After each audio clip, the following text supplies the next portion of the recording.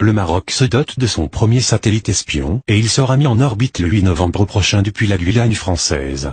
Il est avec l'Égypte et l'Afrique du Sud la seule puissance continentale à disposer de cet outil de reconnaissance militaire. Une supériorité qui rend folle l'Algérie. Du côté de l'Algérie, c'est la panique totale.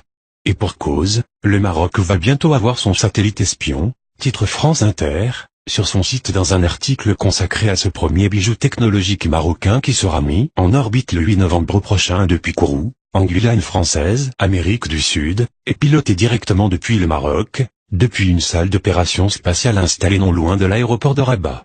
Alger qui s'arme à tour de bras se rend finalement compte de l'inefficacité stratégique des stocks d'armes qu'elle n'a eu de cesse d'accumuler depuis la levée de l'embargo militaire en 2006. Avec ce satellite, les Marocains pourront tous savoir des positions de l'armée algérienne et de celles des insurgés sahraouis au Sahara occidental, explique en effet France Inter, relevant que le royaume, avec l'Égypte et l'Afrique du Sud, est désormais la seule puissance militaire continentale à disposer de cet outil de reconnaissance militaire ultra sophistiqué.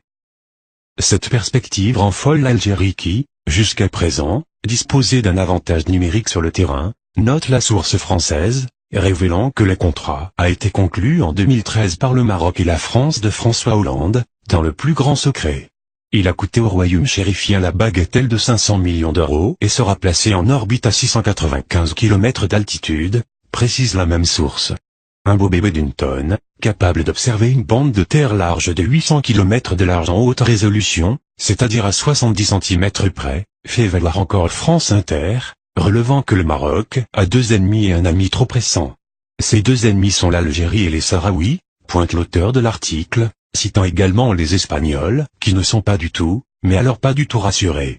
L'Espagne est le seul pays européen à encore disposer de territoires en Afrique, en l'occurrence au Maroc, les enclaves de Ceuta et Melilla, deux villes garnisons au nord du Maroc.